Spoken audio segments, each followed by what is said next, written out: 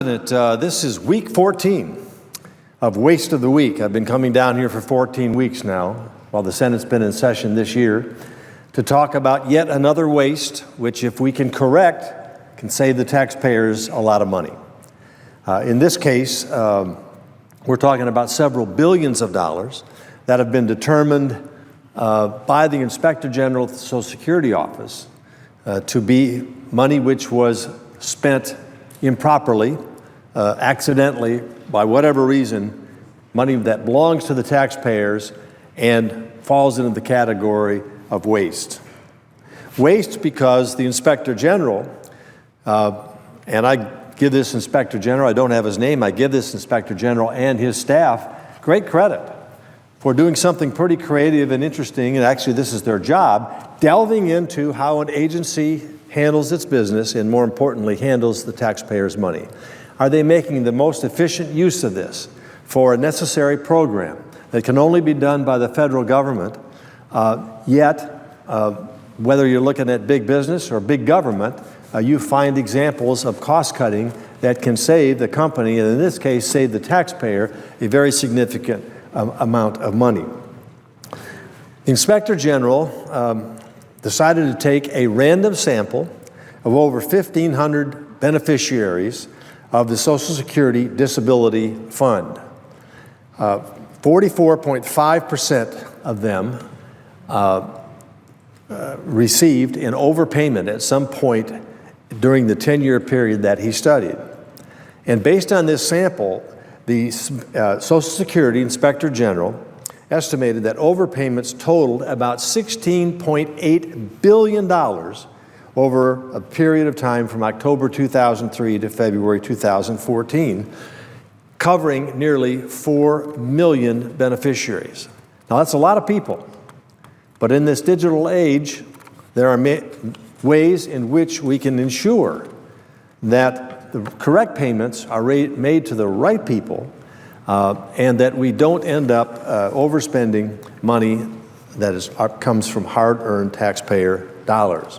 Now, there is some good news to this story, because the Social Security Administration, following up on this study, determined to go through its records and try to recover some of this money that had been overpaid. And they were successful in recovering nearly half of the 16.8. They recovered $8.1 billion of overpayments during this period of time, and I commend them for the effort in doing that.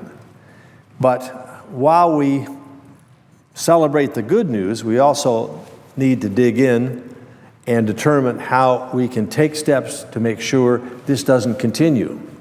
There's another $8.7 billion out there that needs to be recovered, and of course, the goal here is to not only recover that money, if possible, but also to keep this from continuing in out years. And so let's put the steps in place that will give us an ability to stop this from happening and going forward. Now, let me just go back and give you a little background here, a little history of how all this came about and how this happened. Of those who improperly received benefits, the circumstances break down like this. Nearly 40%, actually 37.9% of the overpayments happened when individuals started working and made enough money by law to support themselves and therefore no longer qualify for Social Security disability benefits.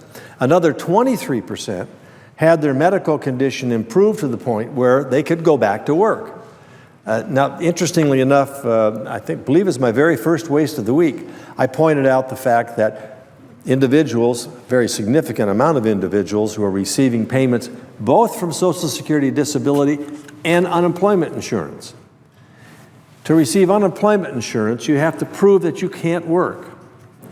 That you've been thrown out of work, you can't get back.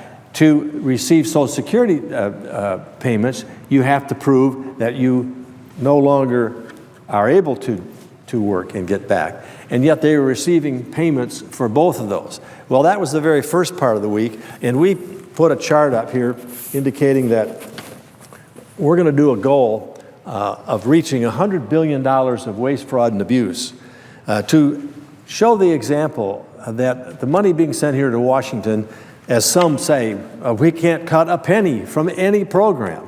Well, every business that's gone through this grand recession, great recession, for now going on for the sixth year or so, have had to make sacrifices, have had to cut costs. Families have had to cut costs. Businesses have had to cut costs.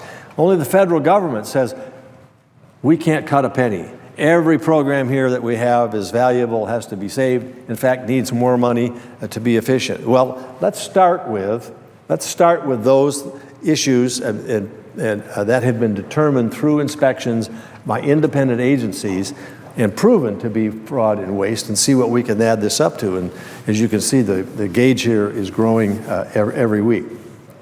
Another 8.6 had multiple reasons that they no longer were eligible for the benefit. 7.5% were imprisoned and had fugitive status, which means they weren't qualified they were no longer qualified for this disability benefits.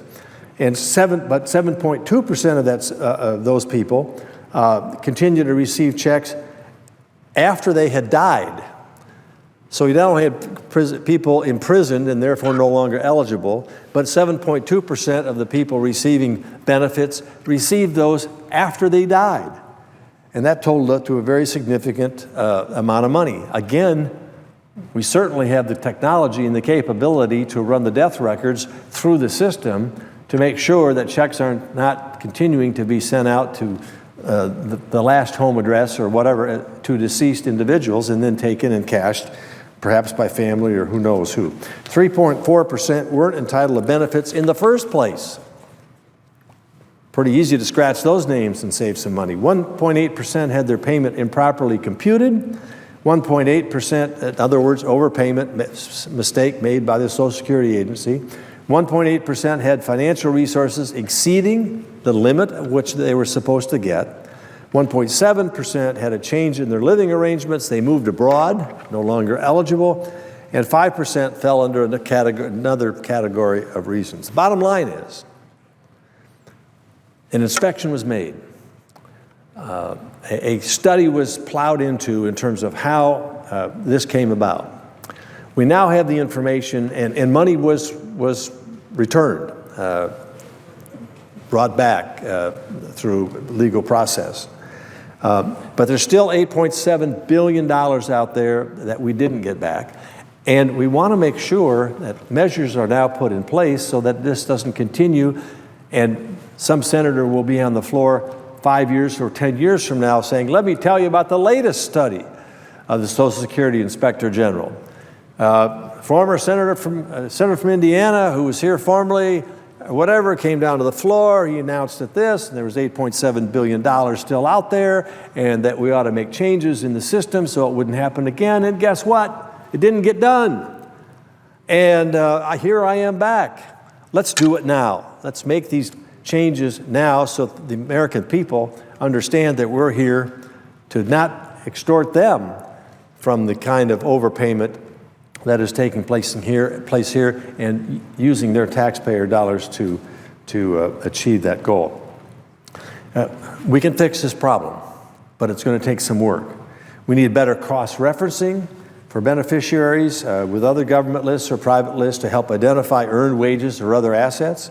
We need information sharing that can save billions and make a significant financial debt into these unfortunate overpayments.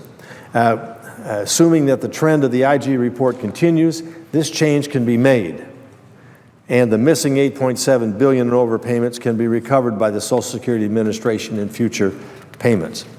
We haven't calculated what potentially we could save in out years, because hopefully we will be able to put the measures in place now that we have this information that will stop these overpayments from being made. But we do know there's $8.7 billion out there of money that can be recovered. And so what we're adding today is a big chunk of money, bringing us up nearly to 3/4 of our goal of reaching the $100 billion of savings in waste, fraud, and abuse. And we're only into week 14, and we've got several more weeks ahead of us and months ahead of us. And so I'm hoping that we have to put an extension onto this chart here, and we'll see how high it goes, because our goal here is to save the taxpayer dollars that the federal government has been proven to waste through waste, fraud, and abuse.